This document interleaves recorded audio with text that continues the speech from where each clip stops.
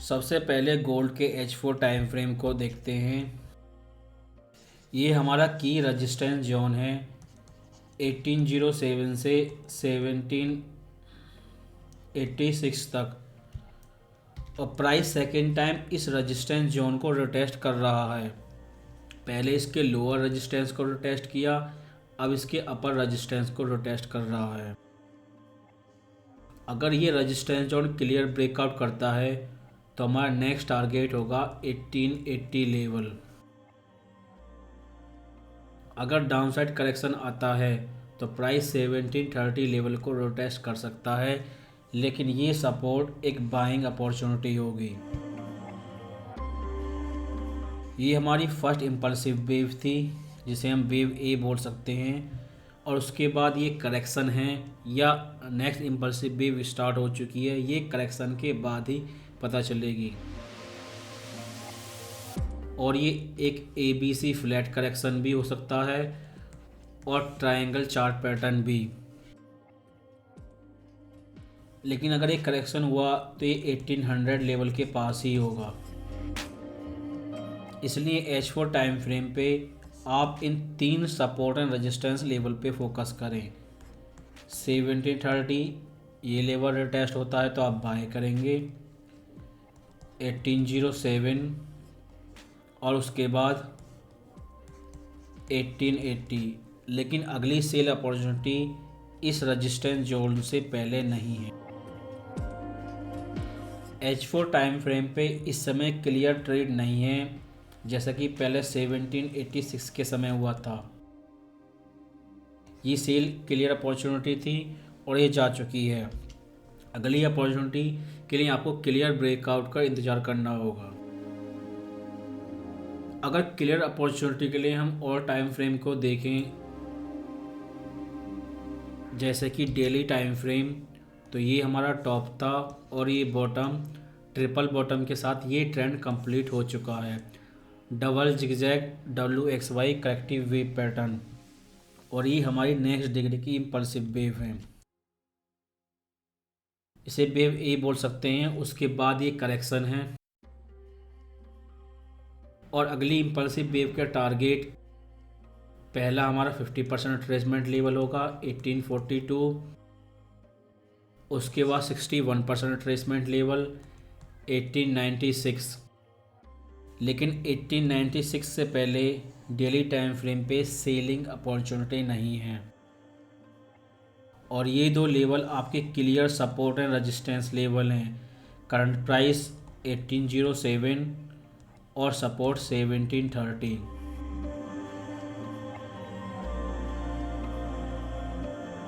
अगर हम H1 time frame को देखें और कंप्लीट वेव काउंटिंग करें टॉप टू बॉटम, तो ये हमारा बॉटम था और ये last of 1786 WXY corrective wave, और ये वेव काउंटिंग कंप्लीट हो चुकी है, जिसे हम हायर डिग्री वेव ए बोलेंगे। उसके बाद करेक्टिव वेव बी थी और ये 135 इम्पल्सिव वेव थी, और एक करेक्शन यहाँ पर कंप्लीट हो चुका है। और उसके बाद next degree impulsive wave start होती है, जिसे हम वेव सी बोल सकते हैं। वेव सी लास्ट हाई 1786 को ब्रेक कर चुकी है, लेकिन इस वेव के कंपेयर में आप देखेंगे तो ये वेव अभी और भी ज़्यादा ऊपर जाएगी, और ये हायर हाई हायर लो बना रही है। इसलिए H1 टाइम फ्रेम पे next impulsive wave C start हो चुकी है। अगर सेकंड एंट्री के लिए हम देखें तो हमारा सपोर्ट 1732 है, उसके बाद सपोर्ट 1763 है। अगर प्राइस इस लेवल को रिटेस्ट करता है तो आपको फिर से बाइंग अपॉर्चुनिटी मिल सकती है, और नेक्स्ट हायर हाई में प्राइस डेली टाइम फ्रेम के रेजिस्टेंस 1805, जो H1 टाइम फ्रेम में विजिबल नहीं है लेकिन डेली टाइम फ्रेम पे एक स्ट्रॉन्ग रेजिस्टेंस है, उसे ब्रेक कर देगा, और उस कंडीशन पर रिटेस्ट पर आप फिर एंट्री लेंगे और नेक्स्ट हायर हाई आपका टारगेट होगा। अगर पिछले हफ्ते के प्राइस एक्शन को देखें तो पिछले हफ्ते फेड स्पीच थी और उसके आउटकम को पहले ही टेलीग्राम चैनल में अपडेट कर दिया था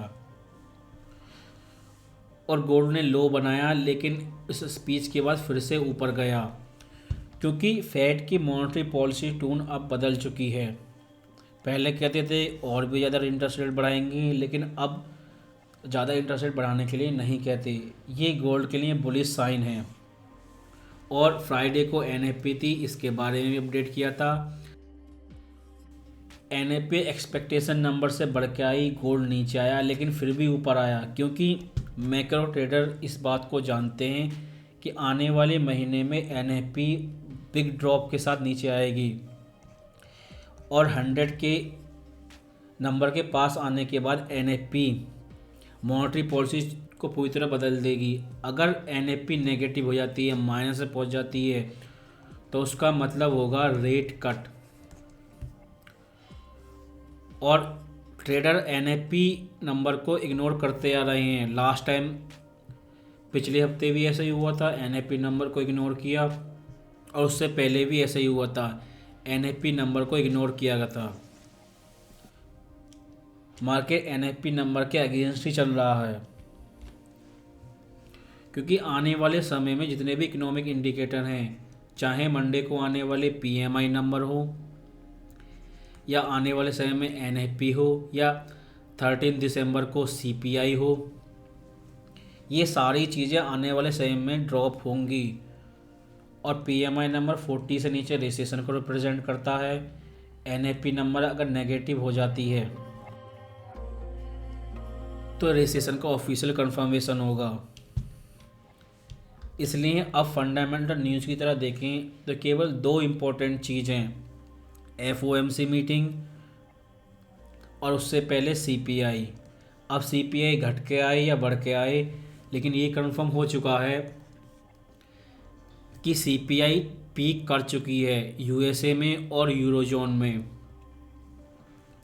और फेड अपने रेट हाइक का साइज घटा चुके हैं और दिसंबर में 50 बेसिस पॉइंट रेट हाइक ही होगा क्योंकि नेक्स्ट ईयर 2023 में रिसेशन होगी और रिसेशन को रोकने के लिए रेट कट होगा और मार्च तक रेट हाइक पूरी तरह रुक चुका होगा। अगर हम नेक्स्ट ईयर 2023 के फर्स्ट 6 मंथ को देखें, फर्स्ट क्वार्टर और सेकंड क्वार्टर, ये स्टॉक्स के लिए बहुत ज़्यादा बेरिश हैं और प्रोफेशनल मनी मैनेजर स्टॉक्स को बाय नहीं करेंगे, ये बॉन्ड्स को या फिर गोल्ड को बाय करेंगे। और ये गोल्ड के लिए एक्सट्रीमली बुलिश है और इसे हम स्टैगफ्लेशन बोलते हैं। इसलिए 1730 से नीचे अगर प्राइस आता है तो ये बाय जोन ही होगा। और उसके बाद Q3 और Q4 फोर्थ क्वार्टर दिसंबर में अब से ठीक 1 साल बाद रेट कट स्टार्ट हो चुका होगा और ये सारी पॉलिसियां गोल्ड के लिए बैक टू बैक बुलिश हैं। अगर टेक्निकल ट्रेंड को देखें वो अभी भी सेल बता रहा है, लेकिन मैक्रो ट्रेंड बुलिश बता रहा है और यही कारण है कि प्राइस 1786 टॉप के बाद नीचे तो आया, लेकिन इसने ज़्यादा रिट्रेस नहीं किया और प्राइस ने 38% रिट्रेसमेंट लेवल को रिटेस्ट भी नहीं किया और नया हाई बना रहा है क्योंकि पिछले हफ्ते की स्पीच में फेड डोविस थे और आने वाले एफओएमसी में जो 50 बेसिस पॉइंट रेट हाइक होगा उस स्पीच में भी फेड डोविस ही होंगे। और नेक्स्ट ईयर 2023 ये सारे इकोनॉमिक इंडिकेटर सीपीआई, एनएफपी और आईएनएसएम नंबर, ये सारे नंबर इतनी तेज़ी से ड्रॉप होंगे कि फेड की टोन पूरी तरह बदल चुकी होगी और रेट कट का स्पेकुलेशन स्टार्ट हो चुका होगा।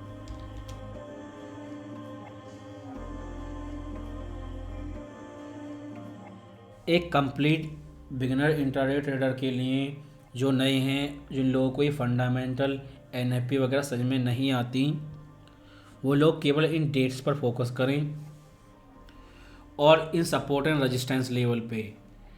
इस समय प्राइस डेली टाइम फ्रेम के एक स्ट्रॉन्ग रेजिस्टेंस जोन 1805 पर है। इस जोन का लोअर रेजिस्टेंस था 1786। फर्स्ट अटैम्प्ट में नहीं ब्रेक हुआ, लेकिन सेकंड अटैम्प्ट में ब्रेक हो चुका है और इस समय प्राइस 1805 रेजिस्टेंस लेवल को रिटेस्ट कर रहा है। अगर ये लेवल ब्रेक हो गया तो उसके बाद प्राइस का अगला टारगेट 1880 होगा। इस बीच में आपको रिटेस्ट और करेक्शन पे बाइंग एंट्री मिल सकती हैं। लेकिन अगर किसी न्यूज़ पे प्राइस नीचे आता है, न्यूज़ केवल एक ही थी चाइना लॉकडाउन की, लेकिन चाइना लॉकडाउन अब ख़त्म हो रहे हैं, इसलिए सारी न्यूज़ इस समय बुलिश हैं। लेकिन अगर ऐसा होता है, प्राइस नीचे आता है, तो 1730 आपका सपोर्ट होगा। ये स्ट्रॉन्ग लेवल है और इस लेवल पर आप फिर से बाय करेंगे और उस कंडीशन में आपका डायरेक्ट टारगेट 1880 होगा। लेकिन आप इन 3 लेवल पे फोकस करें, 1880, 1805 और 1730।